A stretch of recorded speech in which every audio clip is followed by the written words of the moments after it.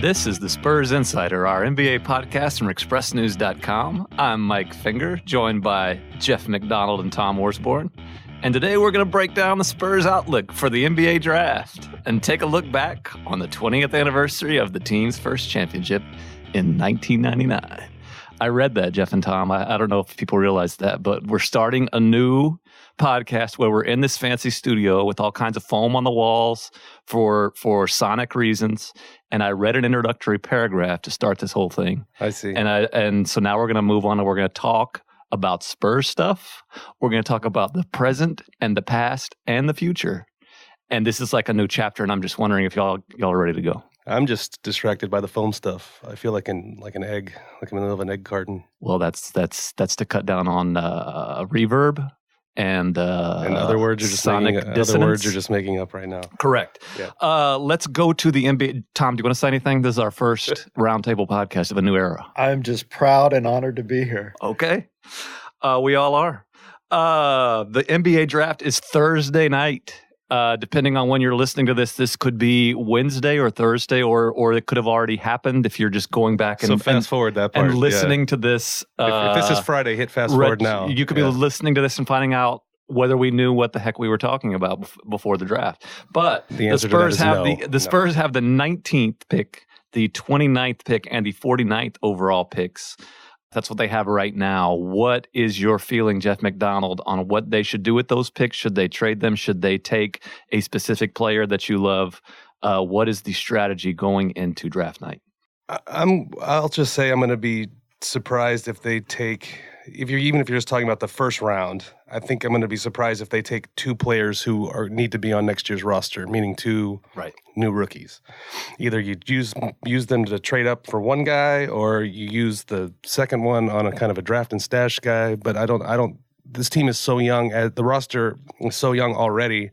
It would just seem odd to take two guys that you have to pay, have to take a roster spot, have a guaranteed contract starting next year. I just think one of those picks is going to get moved or used on someone that's not going to be on the roster immediately. And in terms of roster space, a lot of those spots are pretty full right now. Even if you're assuming you don't bring back Quincy Pondexter and Dante Cunningham and all these guys, you're still kind of a roster crunch. Right. So to your point, I would think that it would be realistic to expect the Spurs after Thursday night to have one new first rounder that they're going to bring into camp and kind of compete for a spot. That would be my probably expectation, not two. Like you're saying, packaging those two together, moving up would be an option, or just using one and on a player and using the other for the draft and stash. I'm repeating what you just said, but I feel like we need to continue to speak. And because it's right. Yes, it's correct. Tom, do you have any feelings on the draft? Well, I like that kid from Villanova, Eric Paschall. Older rookie, really defensive-minded. I just think he'd be a perfect fit. But that flies in the face of what Jeff just said, which is correct, of course. But in a perfect world, I think he'd be a great fit for the Spurs. He's been compared to a poor man's Paul Millsap, who we all just saw in that series against the Nuggets, and just really think he'd be a great fit for the Spurs. He won a title in San Antonio with the Villanova last year. If we're going to talk about just players that we like, even this is unrealistic. I think if they move up for somebody, a perfect Spurs, Brandon Clark from Gonzaga. He's probably going to go higher than 19th, so maybe that's a guy you target, move up. He's just a guy who seems very Spursy. He can defend a lot of positions, kind of addresses a front court need, can do a lot of cool stuff. But that might be a pipe dream.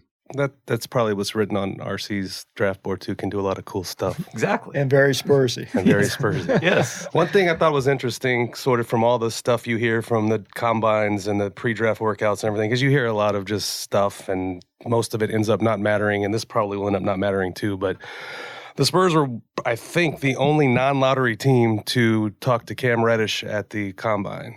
I don't know what that tells you, or if that tells you anything, but that's a guy that seems like he's another guy that would sort of weirdly he's a high lottery pick, but also a project at the same time, but has the physical attributes that you probably want, big, long wingspan, that sort of thing. And if we're talking about getting to the area where you could take a Reddish, that's a pretty major trade. Yeah, I would think. What I mean. I would think that's why I'm bringing it up. It would be more than just I don't think you move up into Cam Reddish territory by just packaging 19 and 29 together. You have to add a player to like possibly a guy that we have. It says here on this paper, is there any chance of a DeRozan trade? There you go. I mean, that would, now we're just throwing stuff at these covered walls, but one problem with the DeRozan trade, or I won't say problem, an issue with the DeRozan trade. My theory on when a DeMar DeRozan would be made available would be, and I'm not pushing for a DeMar DeRozan trade. I want to make that clear. I think he could be a productive part of the Spurs for years to come.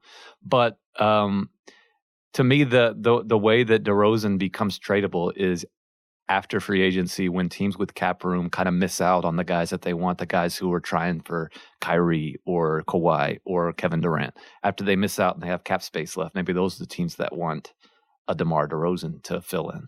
The problem with that is that's way after the draft. Yeah. So there's kind of a threading the needle thing that has to go on with the Spurs in terms of this offseason, where their moves might not be made until late, till July. Quite possibly, yeah. So it'll be interesting to see over the next day or so, up until this draft, whether they get anything done. I'm not sure that's going to happen. But they could be more of a mover and shaker than a lot of people think, I think. Yeah, I mean, if you're looking at a draft day trade with DeRozan, you're looking for a team that feels like it has enough youth and just wants that sort of veteran guy who's been there and done that kind of thing, like a Phoenix or somebody like that. But again, just the fact they've, I mean, it could mean something. A lot of times what the Spurs will do is they'll talk to whoever they can talk to just to have, they'll have intel on Cam Reddish for 4 years from now when he's a free agent or something. But just the fact that they're thinking that way, maybe they're got it's a possibility that they could make a major move. One thing on the draft, because we're not going to offer a lot of intel here because the Spurs aren't exactly forthcoming with that, and we have really no idea what RC has up his sleeve right now. An interesting thing just about the lottery in general, and this gets to... I just want to interrupt. I can tell you what RC has in his hand right now, though. It's a big, giant Diet Coke. It is. It's one of those... the big gulps. He loves the big gulps. This idea of... And Jeff... and Tom deal with this all throughout the year on the Twitter and in the email of teams saying that or of fans saying the Spurs should tank and rebuild through the lottery. That just doesn't happen. And this is a good example of it. This lottery, this draft we're going into. When you look at the history, this was tweeted out yesterday. In the history of the entire NBA draft lottery, only 4 players drafted number 1 overall ended up winning a championship with the team that drafted them, and they play for 2 teams. It was David Robinson, Tim Duncan, LeBron James, and Kyrie Irving. And of those, Tim Duncan is the only one who stayed with his original team and was the best player on the title team. In other words, for all the hype we talk about when it comes to the lottery and how transformative that can be for a team that wins it, only one in history really has used that pick to win a championship.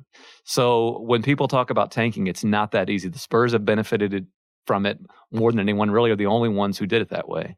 And I just think if we want to talk about just the Spurs' long-time strategy and why do they keep trying to win now when they should just tear it all down and start over, that's kind of the reason for it. It's not as easy as it sounds to tear it down and start over. Along those same lines, the Toronto Raptors just won the NBA championship.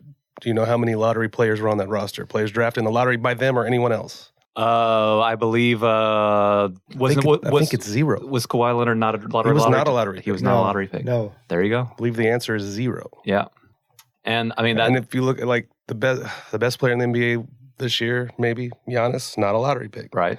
I mean, you can go on and on with guys like that. So in other words, that's off the plan, what we were going to talk about, but I just wanted to use this. Go ahead, Tom. Speaking of DeMar DeRozan, I just want to get y'all's take.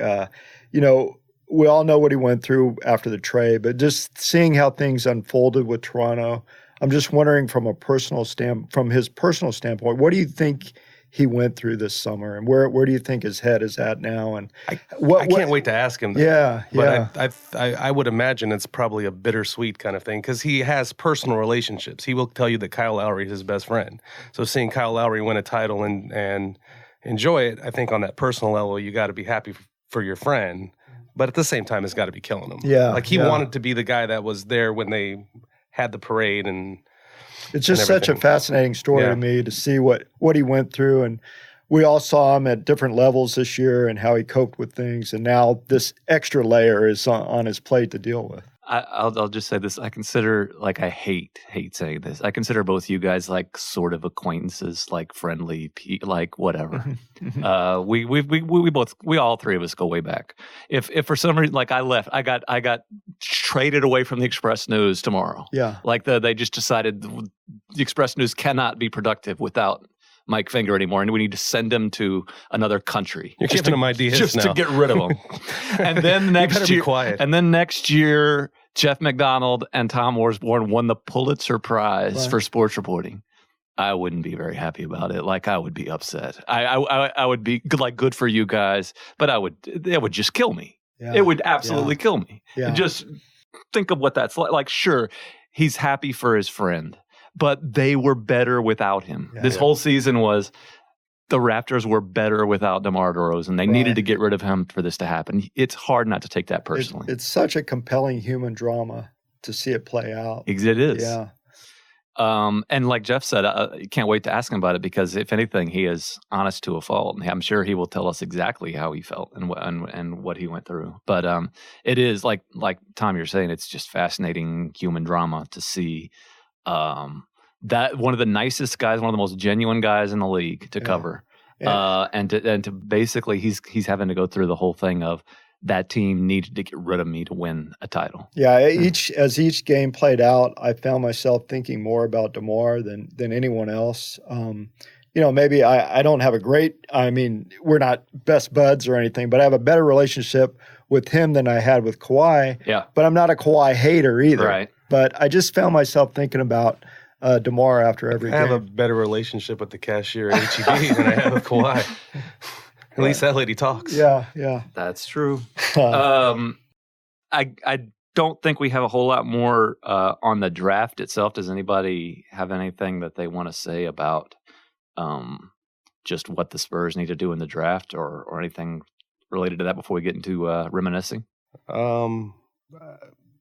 People like Cam Johnson. Okay. I don't know. Well, one of your biggest sources on draft information is a North Carolina lover. I know that for a fact. So you gotta. I just thought you gotta take that with you gotta take that with a grain of salt. A project that Jeff and Tom have spent a lot of time over the past month, really over the past season. It's been 20 years in the making. Let's just put 20 years in the making. Throughout the year, whenever we'd come across Will Purdue's or Malik Rose's or players such as that we would see around the league, Jeff and Tom especially reached out to these people and got their remembrances of what happened 20 years ago, and that project is going to come to fruition pretty soon. Wonder if Tom, you can start talking about kind of what that was all about and kind of what stuck out about reporting on this 20th anniversary of that 1999 title. Yeah, in a perfect world, you'd love to have all these guys sitting at a table and you could, doing a podcast. Yeah, exactly. But in a room with foam on the wall. It was catch when catch can. We caught up with David Robinson just recently at an event he did at Fort Sam Houston, and it was in a group setting with other media. So you had to shoot the questions at him when you can. And David, you guys were talking about DeMar. David's always honest, and he's great. It's just getting him. He's so inaccessible for whatever reason. But it was fun to talk to him about that. What was kind of your favorite story of that you heard from players? Oh, I'm giving it away now? Yeah, I mean, it's part of promoting the product. Yeah, I maybe don't want to tell the whole story, but I liked. Sometimes it's better to talk to the guys that are, not the stars on that team, or even guys you even think of being part of that team, but guys that were there and were in the locker room a lot. One of the guys I talked to is Antonio Daniels, who lives here in town and is easy to get on the phone. But one of the many things I was fascinated about is just how those veteran guys they brought in right before the season kind of took it to the next level. They'd had David and Sean and Avery just not able to get over the hump for so years, and they bring in guys that have won titles: Steve Kerr, Mario Elie, and so there's a pretty fun Mario Elie story in there. I'll just put it that way. He was kind of Mr. No nonsense, like tough guy. Like David was saying, would fight anybody on their team, not on their team. Yeah, Jerome Kersey was huge too. 14-year vet. Yeah. Oh, yeah, he was another guy that was on. And that took a lot of the pressure off David. These guys were tough, and they brought that element that everyone said was missing from, fairly or unfairly, was missing from David's game. One thing we heard from everybody, I think all three of us heard it from different players that we talked to, was all of them will bring up that Houston game. Yep. Early in, you say early in the season, but it was early in a 50-game season, so it was almost like the quarter pole of the season where they go in there 6-8. On the brink. There's rumors just flying everywhere that Pop's going to be fired. There's even named Doc Rivers is going to be the coach. Yeah. And they kind of have a team meeting and say like they all for some reason liked Pop, who was not Pop at that time. It was his second full year, and certainly I don't think Pop had like the city on his side at that point and the fans on his side. He was just some far from it. Yeah. The guy who stole the team from Bob Hill. Yeah. Was the public perception at that time. But the players apparently were all behind him, and so there was this meeting of just like we know we're good. We're supposed to be good. Like, if we don't get this together, we're going to have a new coach. And then they just started rattling off wins from that. The anecdote that's already been in the paper that it is not a spoiler, and it's been told a couple times, is Malik Rose had mentioned to me that he knew that it was serious because David had been called in and spoke to ownership about the Pop thing before the Houston game. And basically, ownership had let David know if things don't change, Pop is going to be gone. And Malik had told me that the night of the Houston game, they're talking in the locker room before the game starts. And Malik is cutting up, as Malik often did. And this was even young Malik, so he was even more of a kind of a jokester. And he said it was one or two times in the history of the world that he heard David Robinson use a curse word. And it's basically said, Malik, shut the blank up and listen, because if things don't change tonight, we could lose Greg Popovich, the whole season could fall apart. And that was kind of what you were saying, like we all heard the stories about. That was the turning point of the year when the guys that had been there, they were in Pop's corner, but it was also like the Seans, the Davids, the Averys that had been there a while. They were just sick of new coaches. Oh, it was like Sean was rattling off all the guys he played for when he was there, and sometimes there's a guy for one game, or we're losing guys in the middle. They're firing guys in the middle of the season again. Like they just wanted they knew that wasn't working, and they needed to stick with somebody for a while. Tarkanian, Lucas, Rex Hughes for a game. Yeah. On and on. Bob Hill, Larry Brown. One of the questions on the outline for this podcast, which does exist, asked which individual benefited the most from the title. That's a good one. Tim Duncan, David Robinson, or Greg Popovich? Well, Pop, I mean, without it, we were just talking about that game against Houston. He's gone, and no one remembers him. Like he's another fill-in. Like Pop is the answer, but you want to say David too, because he was just the guy that was too soft and too nice to lead a title team, and and maybe that was true because he also needed another top 5, top 10 NBA player to team up with him to get it done. But it did. He can say he's won 2 titles now, where he's not banished to that Charles Barkley, Karl Malone area of it's a great player who just couldn't get over the hump. Right. It's kind of amazing looking at what you just said in the current context of how NBA titles are won, because nobody wins a title by himself anymore. You say, David needed Tim to win a title.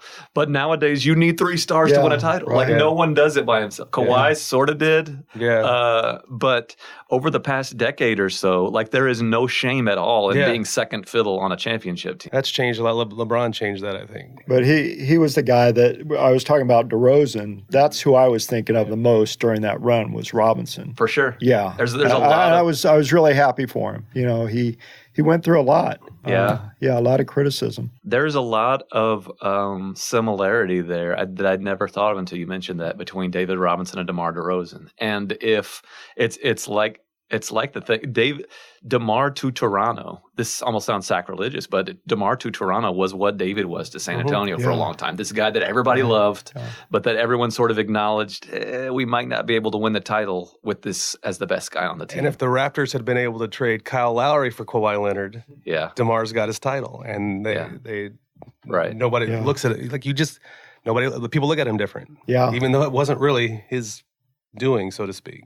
And then, I know it's overblown to talk about fans in the city and all that stuff, but it was really cool after, living through that 79 collapse. Yeah. That was so associated 97 collapse. Yeah. 95 when Rodman sabotaged everything, so to speak. But, it was just really cool. Really cool. What do we have on the Memorial Day Miracle? I feel like we talk about it a lot, but it's. Tom, were you at that game? No, I was not. All right, it's one of those. It is one of those where I think everybody, especially if you're lived here or a Spurs fan or whatever, everybody remembers where they were. When they saw it. Yes. So you could do that. Like where were you when you were you watching it live? Yeah, watching it live. Yeah. It's a long story. Okay. Well, we got time. Yeah. It's just a podcast. You're allowed to talk forever, I think. But yeah, it was, going back to present day, Leonard's shot against the Sixers, bounce. I thought immediately of Elliott, which was the tougher, which was the more, same spot on the floor, basically. Yeah. And it's like an iconic shot, but I think they probably still win the series without. I mean, they were up 1-0. Yes, I don't. There's always been a part of me that thought, wow, they would have still won. The one thing that people says, and Sean, God bless him, has to say he likes talking about that. But it's like up until that point, they were always a team that found a way to screw it up. Yep. And even when they're favored, they find a way to screw it up. And here they were at home in the Western Conference Finals, screwing it up against Portland, down 18. I think that's part of it too. That's part of it too, is completing the comeback against the same franchise where they had one of those memorable screw ups. But none of those teams had pass behind the head.